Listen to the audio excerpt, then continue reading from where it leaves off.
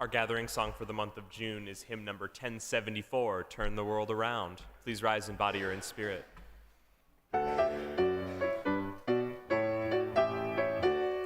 We come from the fire, living in the fire. Go back to the fire, turn the world around.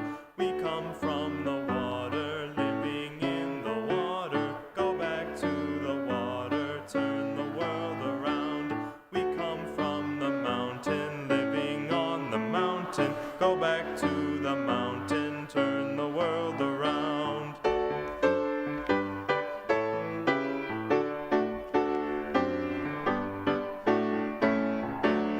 Water make the river, river wash the mountain. Fire make the sunlight, turn the world around. Heart is of the river, body is the mountain. Spirit is the sunlight, turn the world around. We are of the Spirit, truly of the Spirit. Only can the Spirit turn the world around.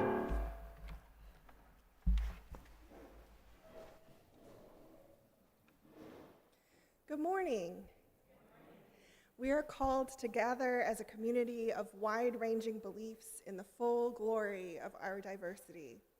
We take this hour as a separate time, one in which we pause to listen, one in which we raise our voices, one in which we root ourselves deeply in the wonders of this life together. Whatever you are bringing with you this morning, you are welcome. You belong. We are a congregation of many ages, many genders, many races, many sexual identities, many abilities, and our radical welcome is embodied in all of us. I'm Kezia Walker-Cecil. I'm a worship associate and member here at UUS, and I use she and they pronouns. I am a tall white person with red hair that's currently in a braid, and I'm wearing a lovely blue stripy shirt and cute little blue rose earrings that you probably can't see, but they are meaningful to me today. I am just loving this gorgeous, wonderful world outside that is alive with so much green. Yes, it's hot. Yes, it's humid, but there is something magical about summer. We start today with gratitude for the Kickapoo, the Iowa, the Sauk, the Meskwaki, and the Oceti-Sakowin nations who have long cared for this land, and we work for justice to heal its theft from those nations. Unitarian Universalist worship is guided by the shared principles, sources, and values of our dynamic living religious tradition. This morning theme of learning from and appreciating nature invites us to engage with the natural world around us and to celebrate the importance of each individual within the beautiful web of interconnected life we live in. If you are new, please consider learning more about us from a greeter in the atrium, or if you're online, there's a visitor form in the YouTube notes. We would love the chance to welcome you.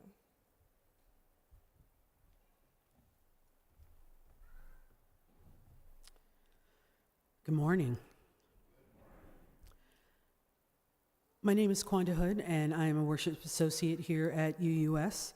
Lovely to see so many faces here this morning. I am a 5'5" African-American woman. I am wearing a purple zip-up shirt, some wide-leg jeans, and it's summer and the weather's warm, so it's flops until winter. There is nothing you need to bring with you to be welcome here. No right beliefs or proof of citizenship. No eternal optimism or clarity of conviction. No boundless courage or endless expertise.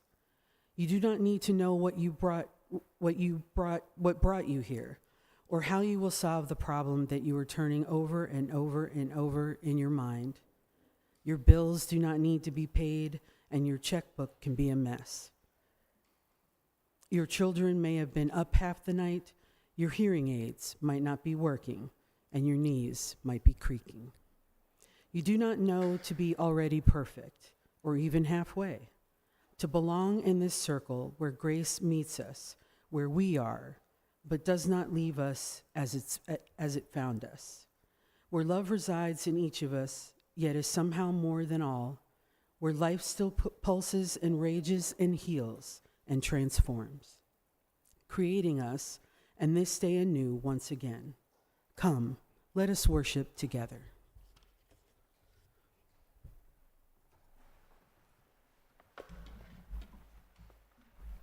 Our opening hymn for this morning is number 346, Come Sing a Song With Me.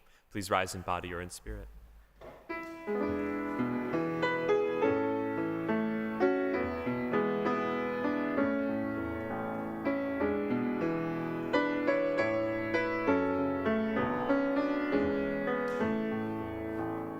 Come sing a song with me. Come sing a song with me. Come sing a song with me, that I might know your mind. And I'll bring you hope when hope is hard to find. And I'll bring a song of love and a rose in the winter time. Come dream a dream with me. Come dream a dream with me. Come dream a dream with me, that I might know your mind. And I'll bring you hope when hope is hard to find. And I'll bring a song of love and a rose in the winter time. Come walk in rain with me. Come walk in rain with me. Come walk in rain with me, that I might know your mind. And I'll bring you hope when hope is hard to find. And I'll bring a song of love and a rose in the winter time. Come share a rose with me. Come share a rose with me. Come share a rose with me, that I might know your mind. And I'll bring you hope when hope is hard to find. And I'll bring a song of love and a rose in the winter time.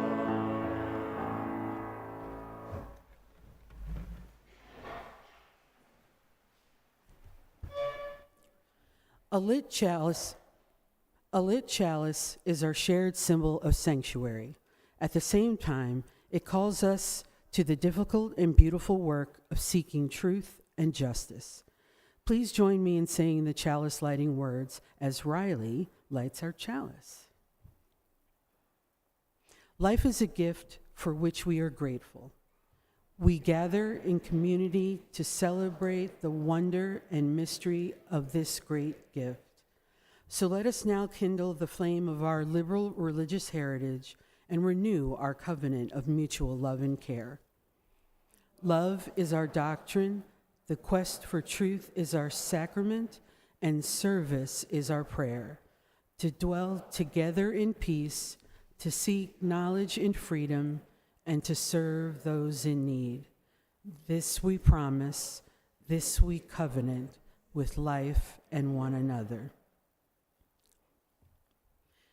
Each week, we light a candle for justice and healing to recognize the interdependent web of which we are all a part. We pause to consider the wider world, both its tragedies and its moments of hope, and our role in it. Today, we're particularly mindful of this flickering flame, where we ignite our commitment to justice, echoing the Unitarian Universalist call to affirm the inherent worth and dignity of all. As we witness the ongoing struggles for equity, compassion, and liberation in our world today, may this light fuel our courage to stand with the marginalized, to speak truth to power, and to work tirelessly for a more just and loving future for us all. As I light this candle, we hold a time of silence.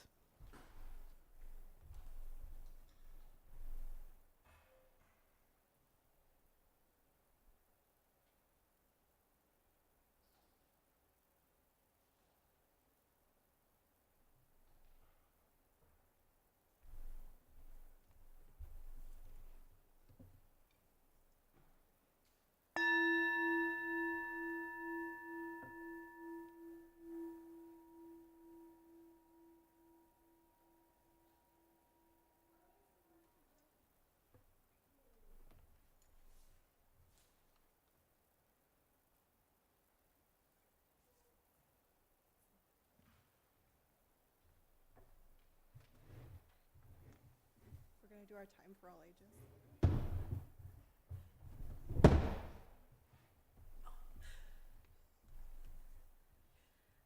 I was so focused on that moment of contemplation. Good morning. My name is Nick Kaplan. My pronouns are they, them, and I am the grateful director of Lifespan Religious Education here at UUS. Today I'm excited because I get to share a story with you all that Kezia wrote. Okay? So, I'm gonna need that first image up, please. Oh, never mind. I need the second image up, please. So can everyone, you might wanna come in to see the screens, or Kezia will show pictures down here at the cushions if you'd like to see them up close. What do these three things have in common? Perhaps, oh, yeah, okay. They all flower, okay. Nadia? They're all red. Riley?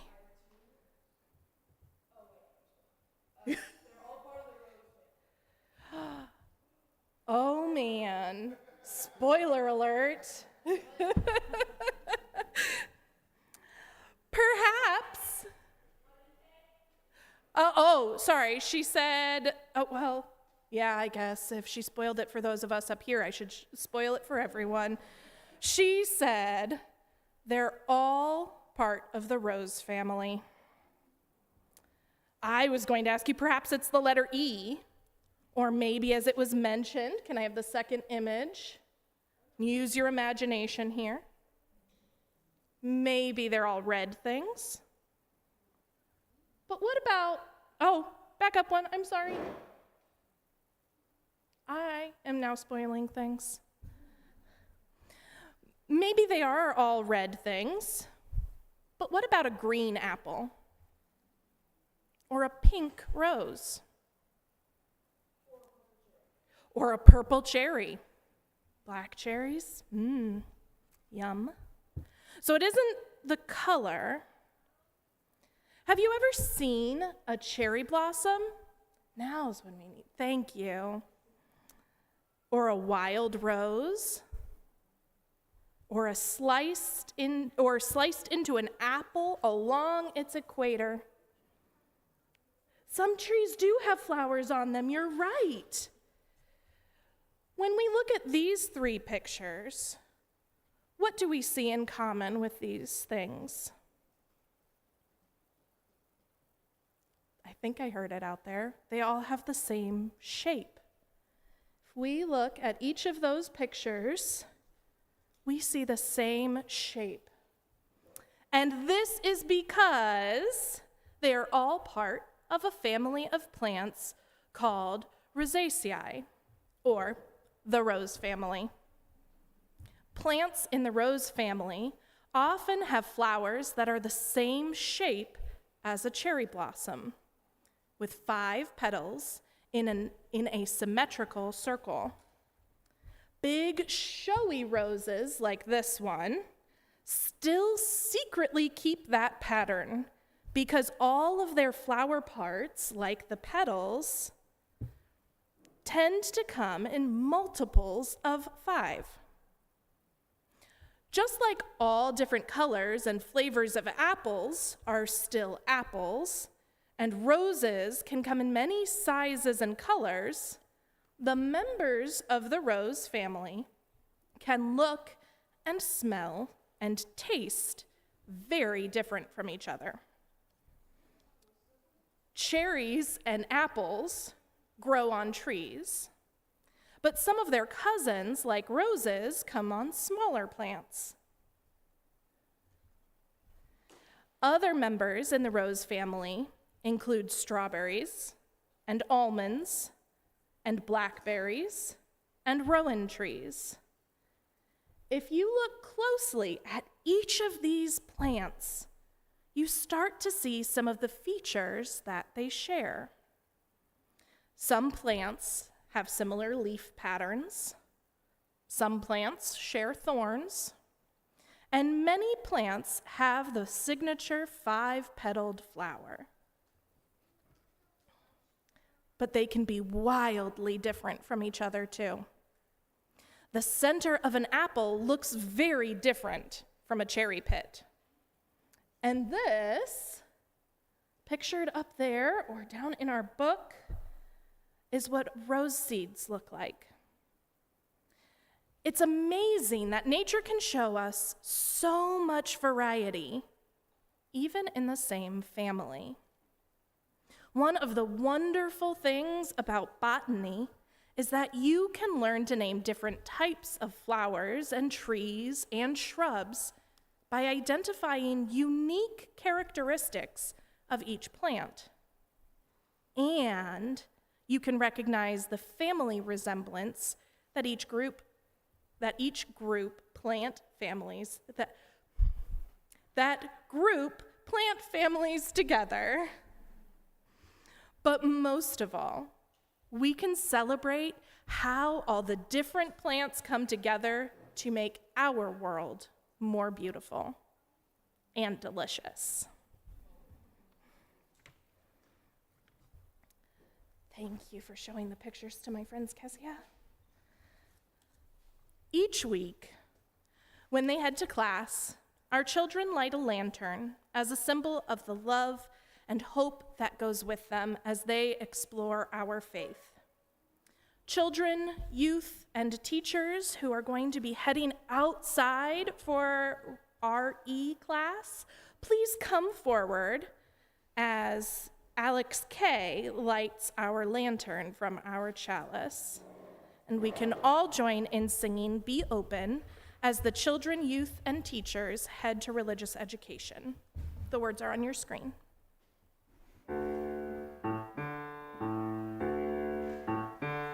Be open for something wonderful to happen. Be open to the possibility. Be open for something wonderful to happen. Be open to the possibility. Aye, aye, aye, aye,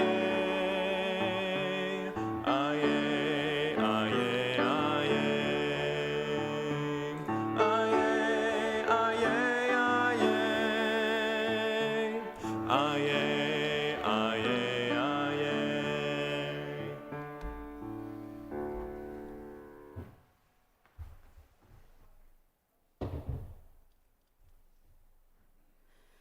Our slides up here say Voice of Community, but if you're following the order of service that was printed, there's a slight variation there. Our congregation comprises a diverse group of people and communities. We gather in many ways to learn, sing, laugh, share meals, try new things, and help repair our beautiful, broken world. Together, we create a community that nurtures us as we seek to live, love, more fully and fiercely into this world. This morning, we have Erica Reshley, hopefully I said that correctly, is here to share about how we connect with Hope for Us. All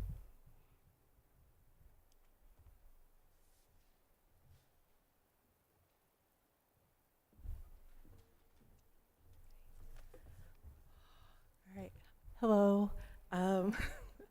I'm Erica Reshley. I use she, her pronouns. I'm about 5'7", mostly gray hair, super cute blue and white shirt with cargo pants.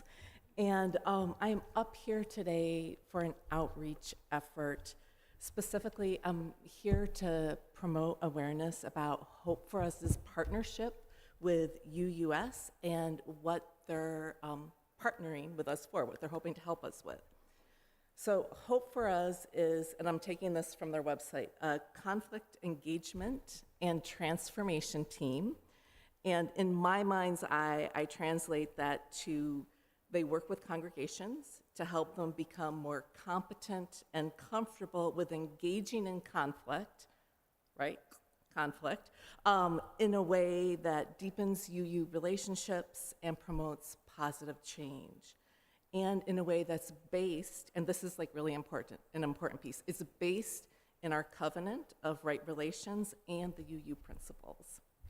So to this end, I'm trying to like bring some transparency and awareness to the Hope for Us. And in the coming months, Hope for Us, they're a team of, basically, we have 2 people who we'll be working with directly, and the group is larger, but they will be meeting with congregational leaders and members of the congregation so we can get to know their work, how they work with congregations, and so they can start building relationships with us as they continue to promote a plan for us. For congregational members, they also want to be able to connect directly with congregational members. So in coming months, they're going to host a Q&A session following a Sunday service. So community members will have an opportunity to talk and engage with them directly and ask and answer questions. They're also putting together a welcome video for the congregation. When we get the date for the Q&A session and the welcome video, we'll put out emails and make more announcements so you can access those. Also, you may have noticed this past week an email went out to the congregation titled Hope for Us Update. Check out that email if you're interested in learning more for Hope for Us. It's pretty detailed, and I think what I want to say now is there are links to a couple of documents that Hope for Us provided for us, and those documents talk more about the Hope for Us process using their words. And it also has the Hope for Us email address if you wanted to reach out to them directly. So if you have any questions, I'll be available after service for a bit. Feel free to ask me any questions, and thank you for hearing this. All right, thanks.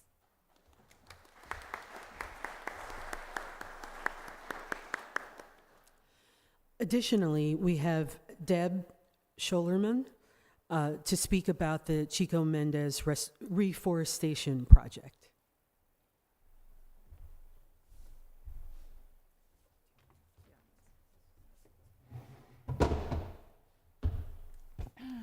Good morning. I'm Deb Scholerman. I'm one of the shorter people up here this morning. I'm in my mid-70s, gray hair. I use she, her pronouns. And I'm wearing a lime green weepill that was made by Griselda's mother that I purchased on one of our trips to Guatemala. It's one size fits all, so it's a little big. The Chico Mendez Reforestation Project was founded in 1998 by Armando Lopez and 2 of his friends in a rural town in the northwest highlands of Guatemala. And it's grown to be much more than just a few friends planting trees. Okay. The mission now is to protect forested lands from unjust exploitation, reverse climate change, and to cultivate biodiversity. Sally Hartman and I have led 3 intergenerational service learning trips to Chico Mendez, 2015, 2016, and 2018, and then COVID kind of slowed us down. Over 30 youth and adults from UUS have participated in one or more of these trips. You will see pictures of them, and I see several are here. It is safe to say that everyone who has participated has learned a lot about the Mayan culture, has made friends, has learned some Spanish, and of course has planted trees. We're discussing a possible trip next summer of 2026. So these intergenerational trips have provided invaluable learning and cultural experiences for those who have traveled. But in my opinion, the biggest impact of this project is what it does in the community of Pachá by planting thousands and thousands of trees in northwest Guatemala. A hillside, yes, that looked like this 9 years ago, now looks like this. So why support Chico Mendez project? Armando, the red shirt, no, wrong one. That's the last one. We need a red shirt of Armando. Well, this stuff there is good. So Armando has the ability to inspire the community to show up and plant trees. He has worldwide support. There are many groups and organizations around the world who support him. Thousands and thousands of trees have been and continue to be planted. He has a nursery, and his goal is to plant 20,000 trees a year, if you can imagine that. He's often leading school groups or community groups of 20 or more people from the local area up to the hillside to plant trees. So donations help pay for the salary of his one employee, Juan Diego, as well as purchasing food and water for the groups that he leads on his day trips up the hillside. As Armando points out, every tree planted provides oxygen for the planet. And that oxygen doesn't stay just in Guatemala. We're planting trees not just for us, but for the future. The Chico Mendes project empowers the next generation of Guatemalans to stand up for the local decision-making in their community, and he inspires supporters from around the globe to take action for the environment. Donations can be made today through REM or until Saturday, today in the offering, and through REM through Saturday, July 5th. Thank you for your support.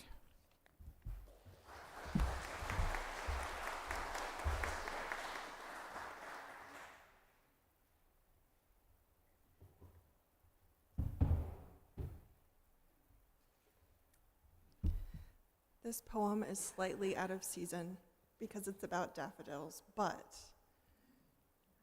I love the sentiment of this so much that I say this poem in its entirety, mostly in my head now because it annoys my husband, but every time I see the first daffodils of spring.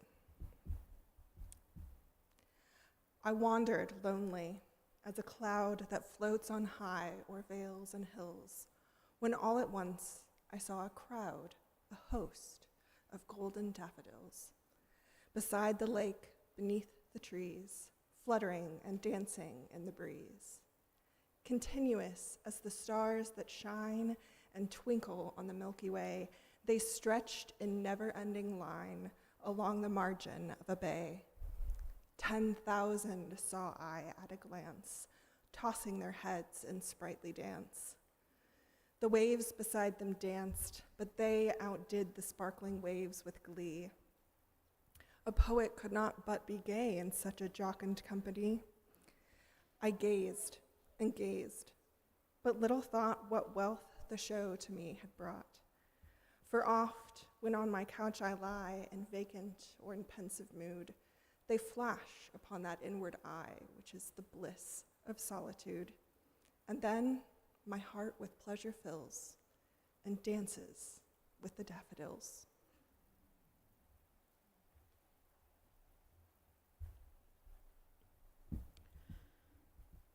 We invite you to take a deep breath into the present moment and realizing that not everyone will have the functions to enter into all of these movements, but grateful for the skills that we do have. We invite you, as you are, willing and able to participate in this interactive meditation. Spirit of love, God of many names, we enter into this time of centering and sensory reflection. Let us shake out our arms and our hands and rest them by our sides. Let us shake out our legs and our feet and plant them on the floor. Let us stretch our heads high. Let us take a deep breath of thankfulness. Let us touch our eyes, happy to have the beauty of colors, lines, and shapes. Let us imagine the beauty of the world, the flowers, the trees, the babies, the puppies, all of the things in which we delight. Let us touch our ears. Through them we hear glorious sounds, happy ones and sad ones, beautiful songs and lonely cries. Let us listen well so that we may live fully. Let us touch our lips, for through these lips we receive the food and drink that nourishes us and helps us grow, and we speak the words to express our thoughts and feelings. Let us touch our hearts, for it is our hearts that we know and share love. Let us feel the world around us in our imagination. Let us experience the wind that cools us, the sun that warms us, and the rain that nourishes the earth and cleanses us all. The beauty of life is all around us. Let us softly say, each in our own way, thank you. Thank you, God. Thank you, nature. Thank you, world. May we smile in delight. As mentioned earlier, our community partner agency this month is the Chico Mendez Reforestation Project. Cash or checks may be given to an usher, mailed to UUS, put community partner or Chico Mendez in the memo line, or donate online at the web address list up there, and select fund. How we give and what we do with our lives, our time and our resources, is a reflection of our values. In response to the abundance we are blessed with, every week this congregation donates generously to organizations in the community whose work aligns with our values and principles. In the sanctuary, the ushers will collect the offering. All cash contributions go directly to our community partner agency and the community common fund. You can follow the instructions on the screen to give online. If you are writing a check, please use the memo line to designate the purpose. In addition to assisting our community partner, you may contribute towards your pledge or make a gift to support our operating expenses. The offering is a sign of commitment to this free congregation, which is completely supported by the generosity of all those who join us. As we give and receive the offering, may we be transformed by our giving, and may the world be transformed by our gifts.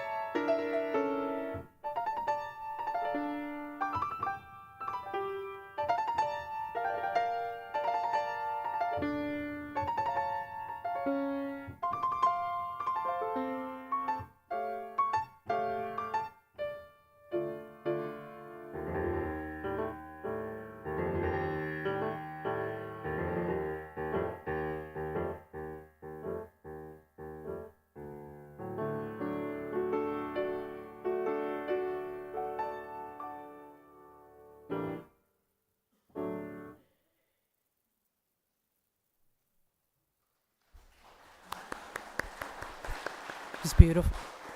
Beautiful. Thank you so much. This first reading comes from Matthew 6:25-34. I tell you, do not be anxious about life, what you will eat or what you will drink, nor about your body, what you will put on. Consider the lilies of the field, how they grow. They neither toil nor spin. Yet I tell you, even Solomon in all of his glory was not arrayed like one of these. Therefore, do not be anxious about tomorrow, for tomorrow will be anxious for itself. This is a poem called Camas Lilies by Lynn Unger. This poem was inspired by verses that I just read from Matthew 6, and by camas lilies, which grow in profusion in the Pacific Northwest. The image on the screen shows a field of camas lilies in bloom. Consider the lilies of the field, the blue banks of camas opening the acres of sky along the road, would the longing to lie down and be washed by that beauty abate if you knew their usefulness, how the natives ground their bulbs for flour, how the settlers' hogs uprooted them, grunting in glee. Oblivion as the flowers fell, and you, what of your rushed and useful life?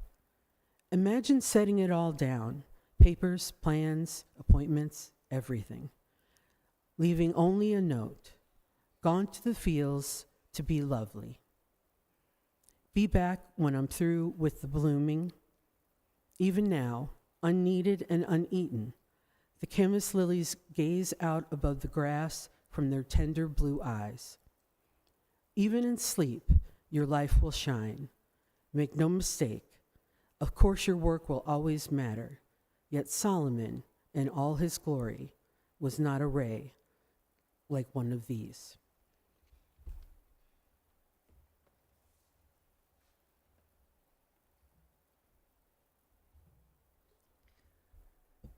For everything there is a season, and a time for every purpose under heaven. According to rabbinic tradition, these words from the book of Ecclesiastes were written by King Solomon. You know, the guy whose fashion sense can't hold up to everyday flowers. Everything has a season, he says. And then there's this beautiful poem about time and how there's a time for all of the different things that are part of life. It's beautiful. I won't go into it today, but if you'd like, you can look it up. It's a gorgeous little poem. At the end of the poem, he says, God has made everything beautiful in its time. And I find comfort in this idea that everything, planting and harvest, mending and tearing, mourning and dancing, are just as seasonal as the daffodils in springtime or the brilliant gold of ginkgo leaves in the fall. That unprecedented times are only a season, and that all our complicated human emotions and experiences come with, at the very least, a silver lining of beauty. Sometimes, though, I feel out of season, like I'm behind on some sort of cosmic schedule, or like I'm a struggling houseplant that has too much sun, or too small of a pot, or too much attention from the cat. A few years ago on my birthday, I took a bit of a life inventory and thought, wow, this is not where I thought I'd be at this age. I'm sure many of you have had a similar experience. But I firmly believe that Solomon, or whoever wrote Ecclesiastes, was right. Everything is beautiful in its time. So I've been looking for the beautiful things, seeking out the seasonal bits of beauty wherever they might come from. And this morning, I want to share a few of these lessons with you. We've talked a lot about flowers this morning. Camas lilies and cherry blossoms, daffodils and roses. In his famous Sermon on the Mount, Jesus encouraged his audience to look at the birds of the air, to consider the lilies when life's craziness feels like a bit too much. You too are part of God's great creation, he says. Look at how plants and animals and nature thrive, each in their own way. God takes care of them. Why wouldn't he take care of you? Jesus concludes this section of the sermon with, "Don't be anxious about tomorrow, for tomorrow will be anxious for itself. Sufficient for the day is its own trouble." As we live in what we are calling interesting times, I think we can all agree that each day brings its own new flavor of trouble and anxiety. But the sun still rises, and the day lilies bloom right on schedule in my front garden, just as if they're waiting for my consideration. I love Lynn Unger's interpretation of considering the lilies that we heard in her poem earlier. Kamas lilies are an important component of their ecosystem, providing food for animals and humans alike, and yet it is also enough that they are lovely, that they exist. And she invites us to rest in the knowledge that we too can contribute to the world by just existing, by being who we are in the place we are, that this too can be enough. Gone to the fields to be lovely. Be back when I'm through with blooming. And so I remember this when I consider the daylilies in my front yard, or Peruvian lilies in a grocery store bouquet, or the soft, brushy heads of wild grasses along the roadside. Because Jesus might have actually just been talking about grass, not lilies. The translation isn't 100% clear. Existing is good. Existing is enough. This is the lesson of the lilies. When I was a kid, I loved learning the names of wildflowers and butterflies and birds. I even learned enough to identify enough species by sight to earn my junior ranger badge at Grand Teton National Park one summer. I don't know that I could pass that test today, but I still enjoy learning new things about the natural world around me. This past spring, I was delighted when a tree in my neighborhood dropped an entire boatload, that is a scientific measurement, of little pink helicopter seeds. I was fascinated to see so many of these little pastel airfoils littering the sidewalks and lawn around this huge, gorgeous tree. When I first saw these little pink bits, I thought they were petals from a crabapple tree or something, because it's springtime, and springtime is flower time, right? Well, when I realized they were seeds and not petals, I felt a little silly. Well, duh. Plants flower and seed on different schedules, so of course some trees will drop their seeds in the springtime. There's probably some evolutionary advantages to producing seeds in the springtime, like there's a whole growing season for the seeds to establish themselves and on their own before wintertime comes. Plus, these seeds show up at the perfect time to provide snacks for nesting songbirds. If all goes to plan, the birds grab a beakful of the aerodynamic seeds, and one or two of the pink helicopters escape to new soil mid-flight. I didn't know what kind of tree this glorious creation was besides a maple, so I looked it up.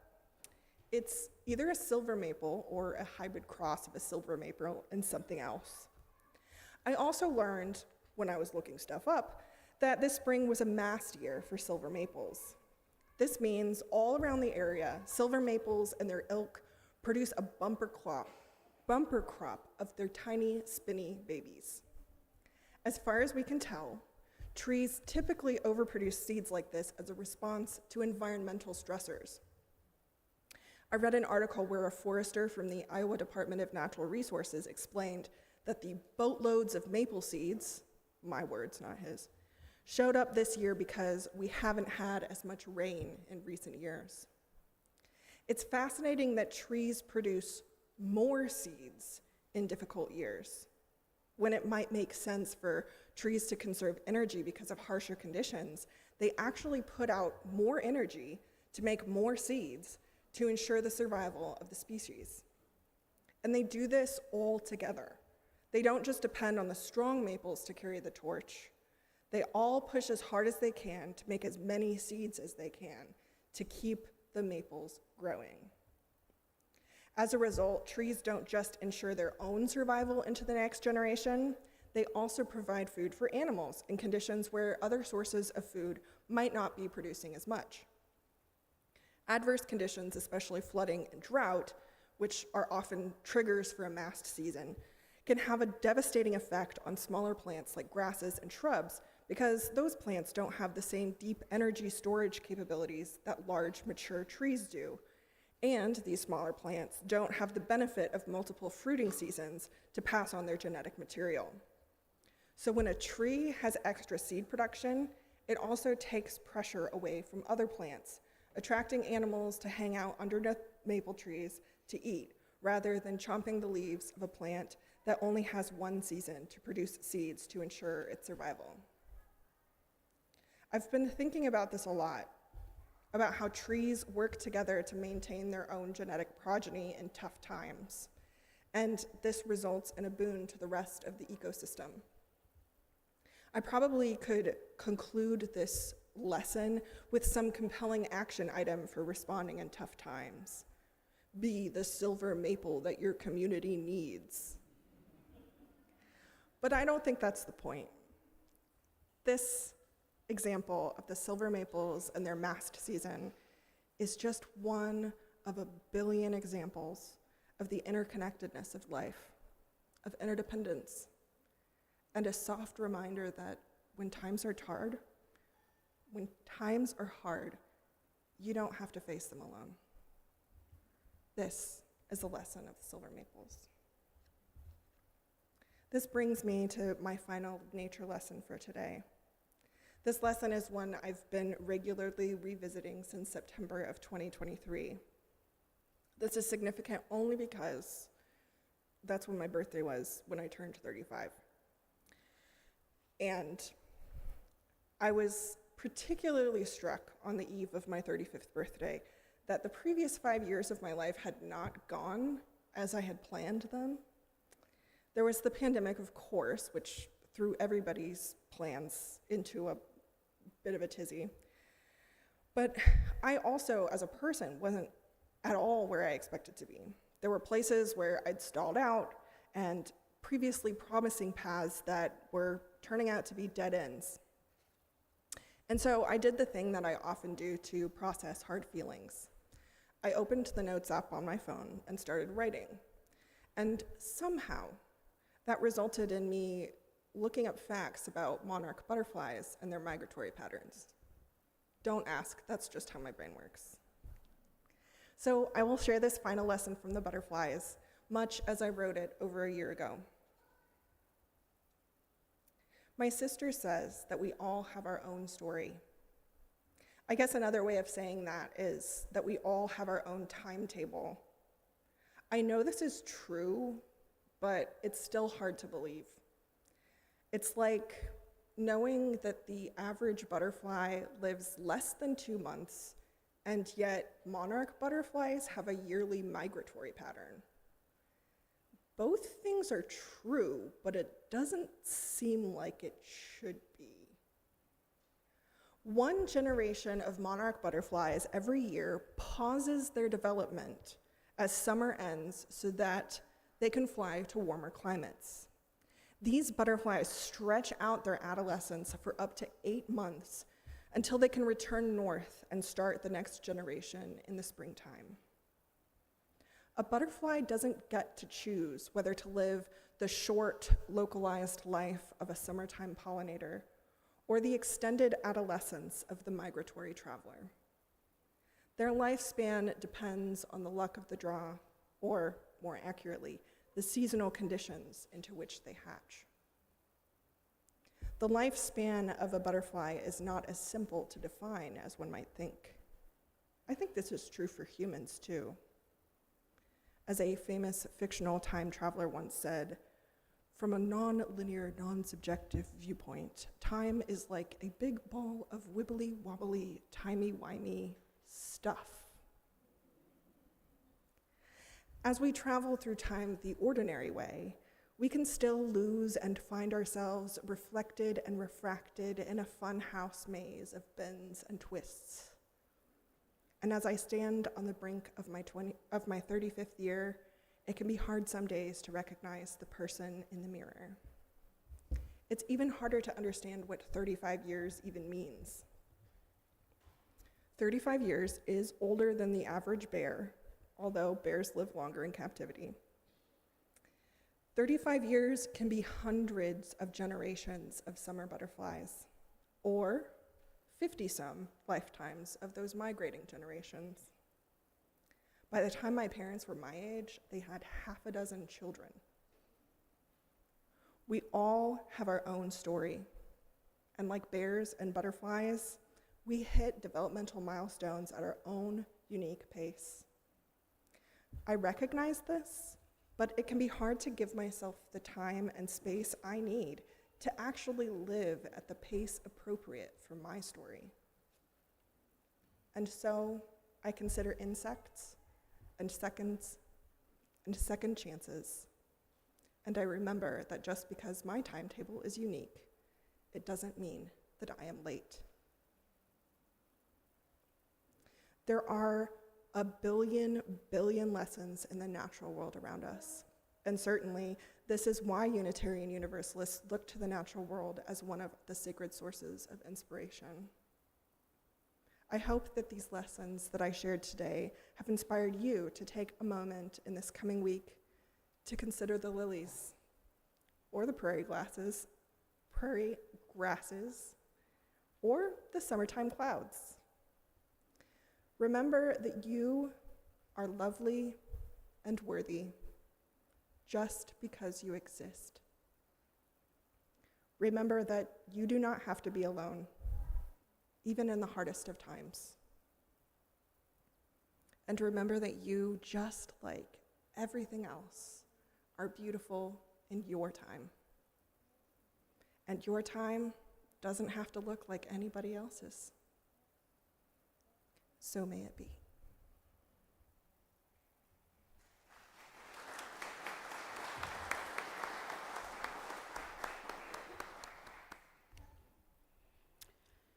May what has been shared today help us more fully affirm our interconnection and live into love and justice.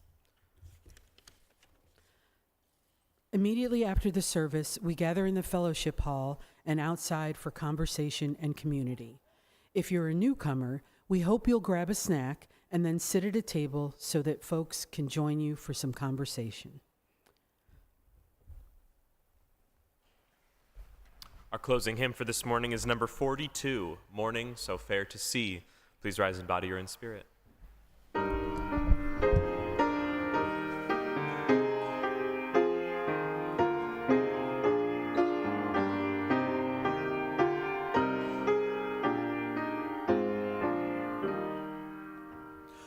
Morning so fair to see, night veiled in mystery, glorious the earth and resplendent skies. Pilgrims we march along, singing our joyous song as through unearthly paradise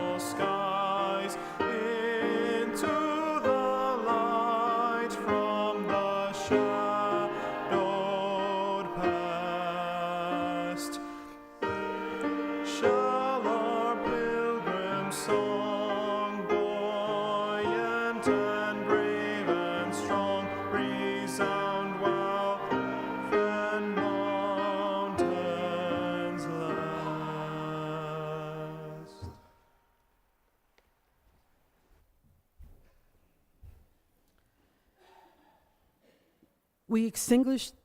Oh, please join. Sorry. Please join me in the words for extinguishing the chalice. We extinguish this flame, but not the light of truth, the warmth of community, or the fire of commitment. All these we carry in our hearts and in our minds until we are together again.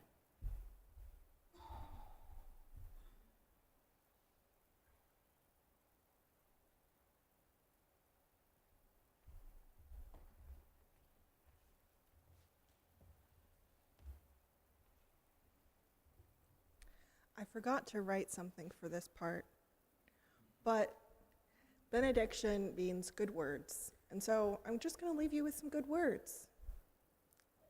Go out to the fields and be lovely.